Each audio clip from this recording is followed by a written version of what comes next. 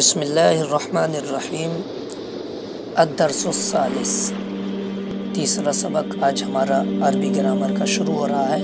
اس کا عنوان ہے مرکب۔ دو یا دو سے زیادہ الفاظ کے مجموعے کو مرکب کہتے ہیں۔ مرکب کی دو قسمیں ہیں، مرکب تام اور مرکب ناقص۔ مرکب تام ایسے مرکب کو کہتے ہیں جس سے کوئی بات پوری سمجھی جائے، یعنی اس سے کوئی خبر، کوئی حکم یا کوئی خواہش معلوم ہو، جیسے البستان جمیل، باغ خوبصورت ہے۔ یلعب الولد، لڑکا کھیلتا ہے۔ نظف ثیابک، اپنے کپڑے صاف کرو۔ قم یا سعید، اے سعید کھڑے ہو۔ اجلس، بیٹھ جا۔ مرکب تام کو جملہ مفیدہ اور کلام بھی کہتے ہیں۔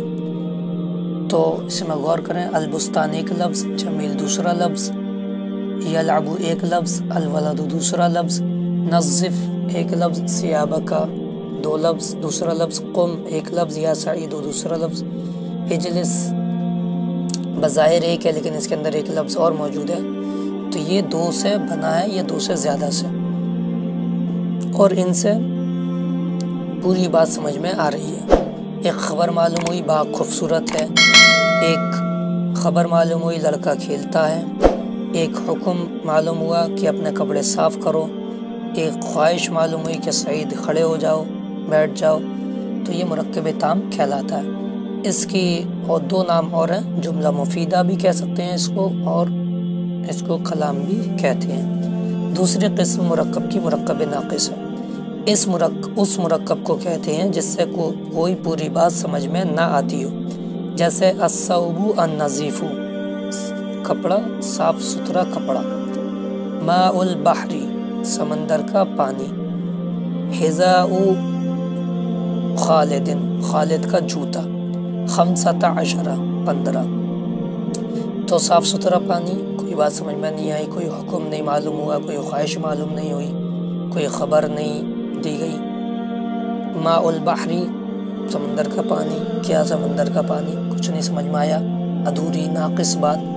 خالد کا جوتا، یہ بھی ادھوری بات۔ 15، یہ کیا 15؟ یہ بھی ادھورا۔ تو یہ مرکب ناقص کہلاتا ہے۔ مرکب ناقص کی کئی قسمیں ہیں۔ ان کی مشہور قسمیں مرکب توصیفی اور مرکب اضافی ہے جو بیان کی جاتی ہیں۔ یعنی دو مشہور قسمیں، مرکب توصیفی یعنی موصوف موصوف صفت کہتے ہیں، موصوف اور موصوف صفت، اور ایک مرکب اضافی یعنی مضاف مضاف الیہ، اس کا بیان آئے گا۔ نوٹ: مرکب تام میں لفظ قم، اجلس وغیرہ ایک ہی لفظ معلوم ہوتے ہیں۔ اجلس بھی چاہے تو بیٹھ، ایک ہی لفظ معلوم ہوتے ہیں۔ اس لیے شاید تمہیں مفرد کا شبہ ہو، یعنی تم یہ نہ سوچو، تمہیں یہ شبہ نہ ہو جائے کہ یہ مفرد ہے، مگر حقیقت میں ایسا نہیں ہے، بلکہ اس میں ایک اور لفظ پوشیدہ ہے جو اگرچہ بولا نہیں جاتا مگر سمجھا جاتا ہے۔ یعنی اجلس میں اور قم میں ایک لفظ اور ہے جو بولا نہیں جاتا ہے بلکہ سمجھا جاتا ہے۔ یہ ایک لفظ یہاں پوشیدہ ہے اور یہ لفظ انتا کا ہے۔